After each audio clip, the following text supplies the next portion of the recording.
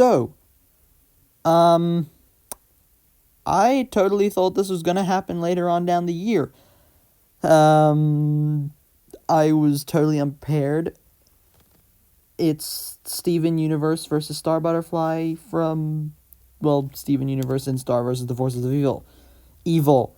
Gosh, I mumble.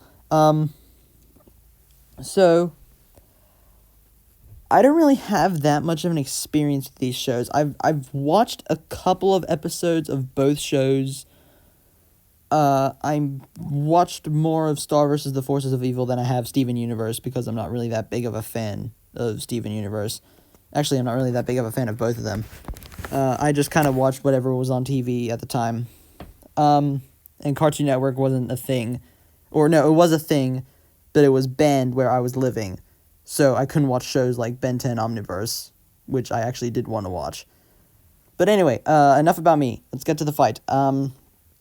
So, yeah, I'm just gonna go on a loop and say Star totally wins here. So, according to Versus Battle, which, yes, I use Versus Battle, not the most reliable source I know, but it's really the only source I have. Steven himself is a tier 6A at max, so this is like including his pink state. And as a diamond, he should be comparable to the others, like yellow and blue and white, and I think that's all of them. I don't know, I haven't seen the recent episodes of Steven Universe. He was able to fight, or he's comparable to Eyeball, who can fight and he can fight on par with Amethyst. Though Amethyst was holding back at the time, but I'm pretty sure Steven totally stomps the hell out of Amethyst now, because, well, obvious. He was able to break White Diamond's warship, or the floor of White Diamond's warship, with a single shout. He fought Spinel, Bluebird, Azurite, and Jasper. I'm reading these off I wrote down like a ton of notes, and I literally cannot say some of these words. I'm just dumb. I'm an idiot. He killed Jasper once, in his pink state. He broke out of Lapis Lazuli's water restraints in his monster form. I wrote forms there, I'm an idiot. He completely stomps Yellow, Blue, and White Diamond in his monster form. And also Alexandrite, which is like, I think, a three-way fusion between Garnet, Amethyst, and Pearl. I'm probably wrong, correct me. And he also stomped part of the cluster, which is like this. Just look it up. I can't explain it. He's in his base. He's about a subsonic level, I think. In his base, in his base, he's subsonic level, because he was able to run so fast that his father couldn't even see him. Like, he just saw a blur. But in his pink state, he's at a relativistic level because none of the crystal gems could see him when he moves. So he moves that fast. He tanked the pyramid temple explosion, and his shields can tank hits from Peridot's warship. He deflected multiple beams from White Diamond and lifted the gem injector in a weakened state, so he's really, really strong. He also lifted a large obsidian statue and was able to support a large chunk of stone pillar with his shields. So, that's pretty impressive. That puts him at multi-continental level. Star, on the other hand, is considered to be universe level. The highest I've seen for her on Versus Battle was a 2A, and I think the lowest was like somewhere in tier 8. But the one I went with was a low 2C, because they also had that one there. Because her wand has been stated to be able to destroy the entire universe, and I'm sorry, my knowledge on both of these characters is just really lacking. It's not like with Poe versus Iron Fist, I'll get to that, where I just know one of the characters really well, and I can just kind of trail along with the other characters.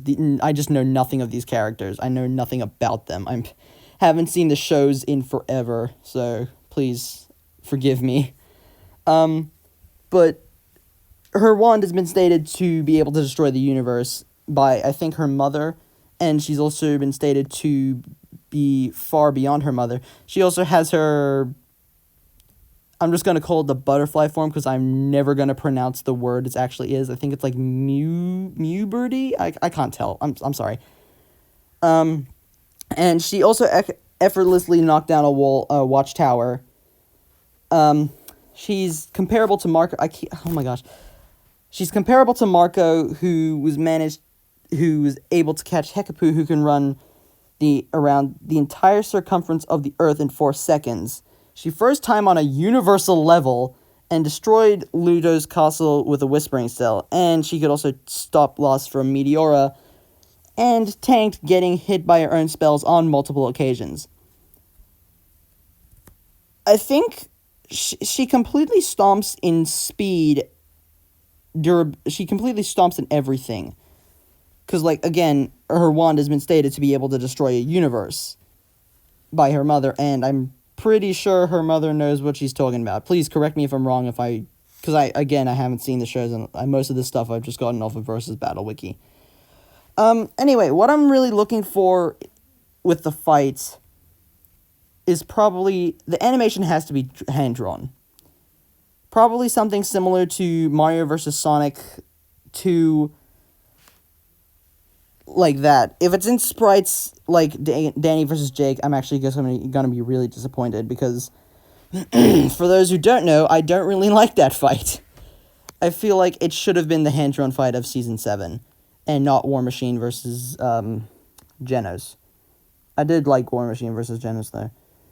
Anyway, and the track, I really hope it's good because according to some people, Steven Universe's music is really good, and I do like the Star versus the Forces of Evil theme a lot. It's really catchy. That's really all I'm looking for a fight. Good animation and a good track, and, well, obviously good fight choreography, but Death Battle's just basically a monster at this point. Excluding Spider-Gwen versus Batgirl, or Batgirl versus Spider-Gwen, whatever. Anyway, on to my review of Iron Fist versus Poe. I was debating doing this in a separate video, but I feel like that wouldn't really be fair. So, yeah. So, I guess Heihachi vs. Geese has been dethroned from my favorite Season 8 episode so far, because I actually really like this fight. And it's probably due to my bias because I love Kung Fu Panda. Probably my I think I said this. I can't remember, but I think I said it was my favorite. It is my favorite DreamWorks trilogy. I just love it to pieces. It's just they're really fun martial arts movies. If you haven't seen them, I definitely recommend them. They're actually really funny and really heartwarming. Anyway, so I'm going to start out with the negatives. First part, there was this one part of the animation that kind of made it look like it was made of paper. Like, Poe looked completely flat. It was the part where he was on the bamboo sticks, and it kind of just looked off. And it didn't look good. The second negative I have is in the Spirit Realm between... the Spirit Realm fight between him and Danny, he didn't wear his Dragon Warrior outfit when he had his giant chi dragon. And I was actually kind of disappointed because... I was actually really looking forward to him going all out and using his Dragon Warrior outfit. That was a voice crack. Yeah, but that's literally all the negatives I have. Those are the only two things I can think of. I was gonna put the fight was too short again, but now that's starting to become invalid criticism because I feel like every fight is gonna be short now due to, well, the pandemic. Stay safe, by the way. So on to the pros. The fighting was fun, and from what I can tell, both characters were in character the entire time, especially Poe, because like I said, I know a lot more about Poe than I do about Iron Fist. I only know Iron Fist from Ultimate Spider-Man and the Netflix show, which was crap. But I'm a die-hard Kung Fu Panda fan, so I know how Poe acts. I'm not sure how Danny... I know, like, not how he acts, but, like, how he portrays himself. I'm not that too sure about Danny, but I kind of feel like Danny's kind of like this, from what I've seen in Ultimate Spider-Man, he's kind of like this, like, he's still a teenager, but he's kind of like this, like, honorable kind of person. So I feel like they kind of portrayed that kind of well in the fight. Maybe not. Still a little bit hung up on it. But Poe was portrayed beautifully. Like, it literally felt like I was watching a Kung Fu Panda movie, just with sprite animation. And, of course, his voice actor did an excellent job. I love the voice acting for Poe in this fight. I love the voice acting in general. Like, Danny, he sounds like what I would expect him to sound like. But Poe, it's like so... At first, I actually couldn't tell if it was or wasn't Jack Black. It's not Jack Black, by the way, but he's just... The voice actor does an absolutely phenomenal job, and I love it. I actually love it. The whooshy finger hold part was funny, where Poe kept trying to use the whooshy finger hold, but Danny kept pulling his finger away. That actually got a chuckle out of me. And the sound effects when they entered the spirit realm, they were like exactly 1-to-1 with the movie. There also is a bit of another complaint here, but I can overlook it because, well, it's minor, but it's something only die-hard Kung Fu Panda fans will notice. When Poe and Danny enter the spirit realm, they kind of just teleport there, but in the movies, like, cherry blossom petals kind of surround them, and then they go kind of surround the characters, and then they go into the spirit realm. The giant chi dragon was gorgeous. It was hand-drawn. In fact, you know what? Screw it. All of the hand-drawn stuff in this fight was beautiful. And the track, again, it had parts of the OG Kung Fu Panda theme, and it sounded perfect. I also love how Poe kept complimenting Danny in the fight.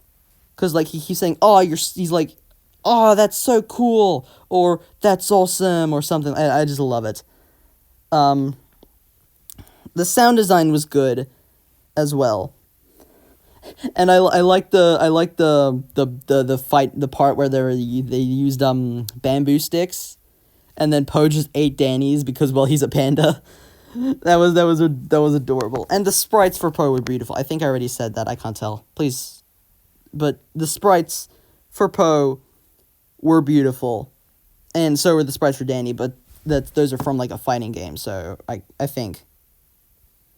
But yeah, that's really all I have to say. And the analysis for Poe, I really didn't expect them to go that deep with this character. I expected them to kind of do like a quick glance over everything and then bring up the Black Tortoise feat where he stopped a meteor from hitting the planet. But yeah, overall, I want to give this episode a 10 out of 10. But because of that one animation error, it drops it down to a 9.9 out of 10. And that's it. It's by far my favorite episode in season 8 now. And I really do not think it's going to top it. I really don't think that it will be topped. It might. Maybe with Galactus versus Unicron, or Cloud versus Link, or even Steven versus Star. But for me, I don't think it'll ever be topped. Thank you, Death Battle, for portraying one of my favorite animated movie characters ever very well. Thank you. I actually can't thank you enough. That's really all I have to say. So yeah, like, comment, subscribe. Actually, we are so close to hitting 100 subscribers. I'm actually really stoked. I have like this whole idea planned for when we hit 100 subscribers. I have like a idea for what I want for my 100 sub special. So if you've been holding out on subscribing, I would very much appreciate it if you do. That's really all I have to say. So yeah, I guess bye.